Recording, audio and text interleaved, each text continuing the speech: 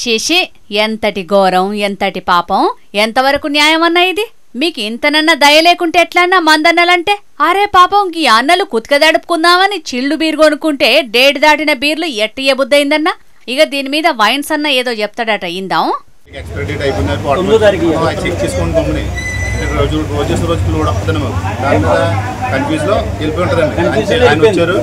వచ్చిన చెప్పారు సరే బాస్ ఇచ్చామనంటే లేదు నేను చూసుకుంటాను అనేసి ఆయన మాట్లాడుతున్నారు. అది వాళ్ళు కూడా వెనక చెప్పేయాలండి. మేము ఎక్కడ తీసుకున్నామో వాళ్ళకి అప్ చెప్పేయాలి. మళ్ళీ మనకు 2 రోజులు అవుతుందండి వచ్చి. అదే మన రోజు వచ్చేదండి కంపల్సరీ లోడ్ చాలా అయిపోతే రేపు వచ్చేదండి.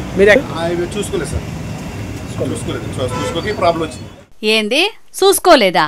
మీ కళ్ళను కాకులేమన్నా ఓడిసినాయా ఎట్లా? మీ మెదళ్లను ఇంటికాడ సందుగలు దాచిపెట్టిరా లేకుంటే మెదడు తలకాయలకేంచి ఆరికాళ్ళకు జారిందా? మీదికెళ్ళి టైం అయిపోయిన బీర్లమ్మి ఆగం చేసిండేగాక ఏండ్లకేంచి నడిపిస్తున్నావు అని సింపతి సర్టిఫికెట్లు ఇస్తున్నారు. సిగ్గులేదే జీడిగింజ అంటే నల్లగున్న నాకెందుకు సిగ్గు అన్నట్టే ఉన్నది వైన్స్ వాళ్ళ కథ.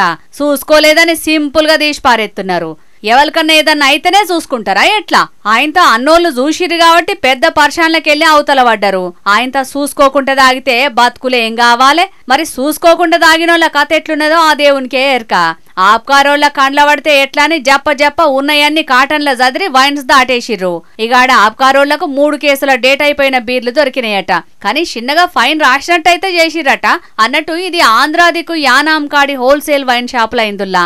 సర్కార్ను కాపాడే సేవియర్లు చూస్తున్నారు కదా వైన్స్ వల్ల బాగోతాలు. వాళ్ళను మనం ఏం అనొద్దు, అది చట్టరీత్యా నేరం అవుతుంది. కానీ మందు కొనేటప్పుడు డేట్లు లోపటేమన్నా కచరగిట్టున్నదా అనేది ముందుగానే చూసుకోర్రి. అవసరం అయితే మందును దూరం కొట్టుర్రి. షెర్ల నీళ్లు పోయి షెర్ వెనుక పడ్డట్టు అంత అయిపోయినాక చూసుకుంటే ఏముండదు. మరి ఖజానాను పరుగులు పెట్టించే మందన్నలకే కష్టకాలం వచ్చిందని మస్తు ఫీల్ అవుతున్నారు. యానాం దిక్కు షీప్ గా మందు దొరుకుతుందని పోయే మందన్నలు.